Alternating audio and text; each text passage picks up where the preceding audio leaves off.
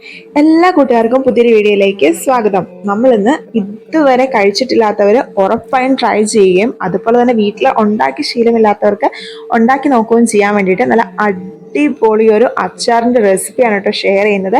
ഇത് നല്ല കിടിലൻ ടേസ്റ്റുള്ള ഒരു അച്ചാറാണ്. ഇതുവരെ ട്രൈ ചെയ്യാത്തവർ ഉറപ്പായിട്ടും ട്രൈ ചെയ്ത് നോക്കണം. അപ്പൊ നമുക്ക് നേരെ ഇതെങ്ങനെയാണ് തയ്യാറാക്കുന്നതെന്നും കൂടി കാണാം കേട്ടോ.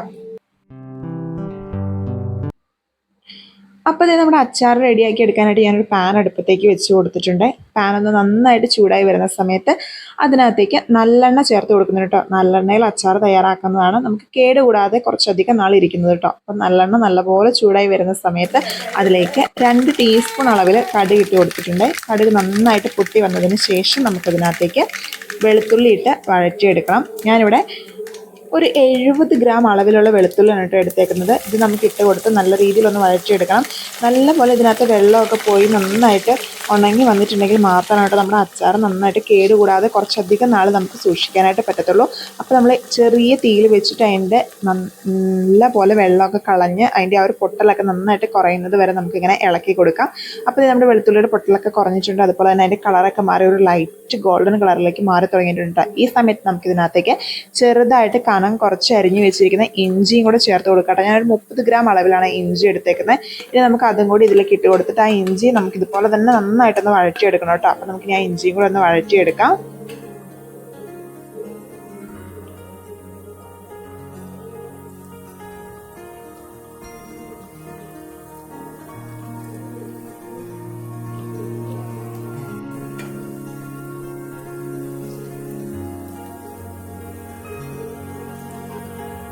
അപ്പോൾ ഇത് നമ്മുടെ ഇഞ്ചിയും വെളുത്തുള്ളിയൊക്കെ നല്ല രീതിയിൽ വാടി കിട്ടിയിട്ടുണ്ട്. വെളുത്തുള്ളിയുടെയൊക്കെ കളർ നന്നായിട്ട് മാറി വന്നിട്ടുണ്ട്. ഈ ഒരു സമയത്ത് നമുക്ക് ഇതിനകത്തേക്ക് ആവശ്യത്തിനുള്ള കറിവേപ്പില, അതായത് ഒരു പിടി കറിവേപ്പില ഇട്ട് കൊടുക്കാം കേട്ടോ.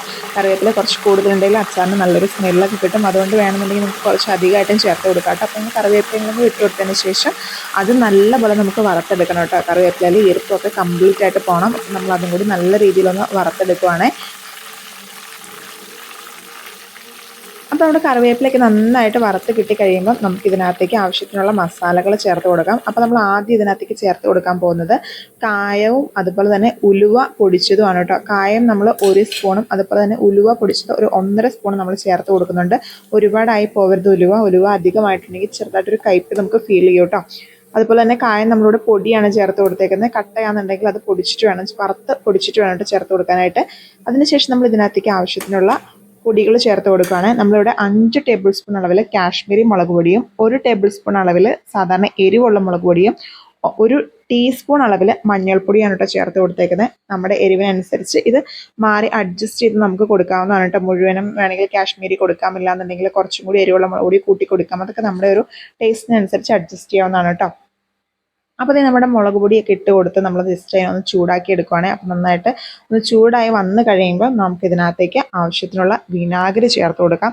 ഞാനൊരു 200 ml അളവിലുള്ള ഒരു വിനാഗിരിയാണ് കേട്ടോ ഇതിനകത്തേക്ക് ചേർത്ത് കൊടുക്കുന്നത്. നമ്മുടെ അച്ചാറിന് ഒരുപാട് വിനാഗിരിയുടെ ആ ഒരു പുളിയും കുത്തൊന്നും ആവശ്യമില്ല. കാരണം നമ്മൾ മുന്തിരിങ്ങയാണ് അച്ചാറിടുന്നത്. അപ്പോൾ ആ ഒരു അച്ചാറിന് മുന്തിരിങ്ങയുടെ ചെറിയൊരു പുളിയും ചെറിയൊരു മധുരവും ഒക്കെ ഉണ്ടാവും. വിനാഗിരിയുടെ അധികമായിട്ടുള്ള ഒരു കുത്ത് വേണ്ട കേട്ടോ.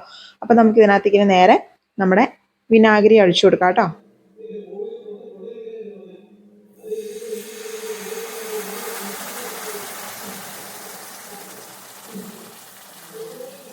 അപ്പോൾ നമ്മുടെ വിനാഗിരി ഒഴിച്ചു കൊടുത്ത് ജസ്റ്റ് ഒന്ന് ഇളക്കി കൊടുത്തതിന് ശേഷം നമുക്ക് ഇതിനകത്തേക്ക് ശർക്കര ഇട്ട് കൊടുക്കാം. നമ്മളിവിടെ ഒരു സ്പൂൺ അളവിൽ വരുന്ന രീതിയിലുള്ള ശർക്കര അതിൻ്റെ ചെറിയ കട്ടകളാണ് ഇട്ട് കൊടുക്കുന്നത്. അപ്പോൾ നമുക്കിത് ശർക്കരയും കൂടി ഇട്ട് കൊടുത്തിട്ട് നന്നായിട്ടൊന്ന് ഇളക്കി കൊടുക്കാം. അത് അതിൻ്റെ ഉള്ളിൽ കിടന്ന് തിളച്ച് ഉരുകി വന്നോളും. അതിനുശേഷം നമുക്കിതിലേക്ക് ഇതിൻ്റെ ടേസ്റ്റിന് ആവശ്യത്തിനുള്ള ഉപ്പും കൂടെ ചേർത്ത് കൊടുത്ത് നല്ലപോലെ ഒന്ന് മിക്സ് ചെയ്ത് കൊടുക്കാം കേട്ടോ. എന്നിട്ട് നമുക്ക് ഈ ഒരു വിനാഗിരിയൊക്കെ നന്നായിട്ടൊന്ന് തിളച്ച് വരാനായിട്ട് വെയിറ്റ് ചെയ്യാവേ.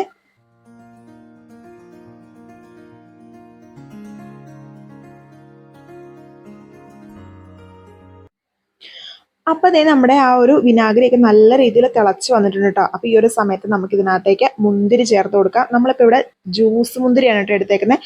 1 കിലോ വരുന്ന ജ്യൂസ് മുന്തിരി വാങ്ങിച്ച് നമ്മൾ അതിനെ നല്ലപോലെ 1/2 മണിക്കൂർ നേരം ഉപ്പ് വെള്ളത്തിൽ മുക്കി വെച്ചതിന് ശേഷം തിളപ്പിച്ചാറിയ വെള്ളം ഉപയോഗിച്ച് നല്ല രീതിയിൽ കഴുകി വൃത്തിയാക്കി എടുത്തതിന് ശേഷം അതിനെ ജസ്റ്റ് ഒന്ന് ആവി കയറ്റി എടുത്താണ് കേട്ടോ. ആവി കയറ്റി എടുക്കാന്ന് വെച്ചിട്ടുണ്ടെങ്കിൽ നല്ലപോലെ വെള്ളം തിളച്ച് കഴിയുമ്പം അതിൻ്റെ മുകളിലേക്ക് നമ്മൾ ഈ മുന്തിരി ഇട്ട് കൊടുത്തിട്ട് ജസ്റ്റ് ഒരു മിനിറ്റ് നേരം ആവി കയറ്റിയാൽ മതി. ഇല്ലാന്നുണ്ടെങ്കിൽ അത് പൊട്ടി അതിനകത്ത് ആ ഒരു ജ്യൂസൊക്കെ അതിൽ ഒഴുകിപ്പോവും. അപ്പോൾ നമ്മൾ ഒരുപാട് നേരം വെക്കരുത്, ജസ്റ്റ് ഒന്ന് ആവി കയറ്റി എടുക്കാൻ മാത്രമേ പാടുള്ളൂ കേട്ടോ. അങ്ങനെ നമ്മൾ ജസ്റ്റ് ചൂടാക്കി എടുത്തിട്ടുണ്ട്. അപ്പോൾ ആ ഒരു മുന്തിരിയാണ് നമ്മൾ ഇതിനകത്തേക്ക് ചേർത്ത് കൊടുത്തേക്കുന്നത് കേട്ടോ. ഇനി നമുക്ക് ഇതിനെ നല്ലപോലെ ഒന്ന് ഇളക്കി യോജിപ്പിച്ച് കൊടുക്കാം. ഈ ഒരു സമയത്ത് ഇതിന് ഉപ്പ് പാകത്തിനല്ലാന്നുണ്ടെങ്കിൽ ഉപ്പ് പാകത്തിനാക്കി കൊടുക്കാം. അതിനുശേഷം ഇതിനെ ജസ്റ്റ് ഒന്ന് തിളയ്ക്കാനായിട്ട് വെയിറ്റ് ചെയ്യാം കേട്ടോ.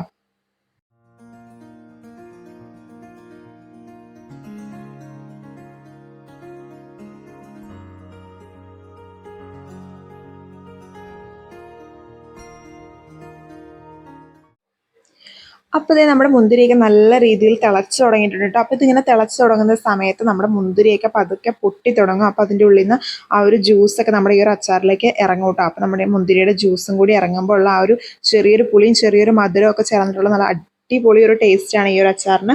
നമുക്കിത് കൂടുതലും ബിരിയാണിയുടെ ഒക്കെ കൂടെ സൈഡായിട്ട് കഴിക്കാനായിട്ട് കൂടുതലും ടേസ്റ്റി ആയിട്ടുള്ളത്. ചോറിൻ്റെ കൂടെ കഴിക്കാം, പക്ഷെ കുറച്ചും കൂടി നല്ല ടേസ്റ്റ് നമുക്ക് ബിരിയാണിയുടെ കൂടെ കഴിക്കാനായിരിക്കും കേട്ടോ. അപ്പോൾ എല്ലാവരും വീട്ടിൽ ട്രൈ ചെയ്ത് നോക്കണേ. നമ്മുടെ അച്ചാർ വളരെ സിമ്പിളായിട്ട് നമുക്ക് തയ്യാറാക്കാം.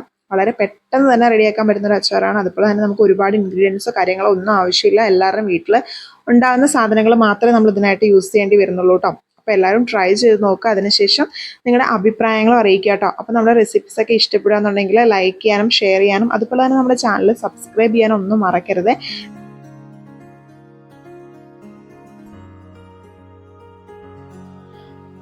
അപ്പോൾ ഇത്രയും പരിപാടി ഉണ്ടായിരുന്നുള്ളൂ കേട്ടോ. വളരെ സിമ്പിളായിട്ട് തന്നെ നല്ല ടേസ്റ്റി ആയിട്ടുള്ള നമ്മുടെ മുന്തിരി അച്ചാറിൻ്റെ പരിപാടികളൊക്കെ ഇവിടുത്തെ കഴിഞ്ഞിട്ടുണ്ട്.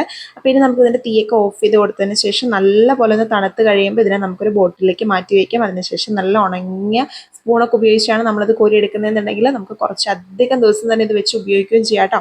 അപ്പോൾ എല്ലാവരും ട്രൈ ചെയ്ത് നോക്കണം. അത്രയ്ക്ക് നല്ല അടിപൊളി ടേസ്റ്റുള്ളൊരു അച്ചാറാണ് കേട്ടോ. അപ്പോൾ എല്ലാവരും ട്രൈ ചെയ്തതിന് ശേഷം നിങ്ങളുടെ അഭിപ്രായങ്ങളും അറിയിക്കണേ. അപ്പോൾ വീണ്ടും പുതിയൊരു വിഭവത്തിൻ്റെ വിശേഷങ്ങളുമായി കണ്ടുമുട്ടാം. അതുവരേക്കും ബൈ.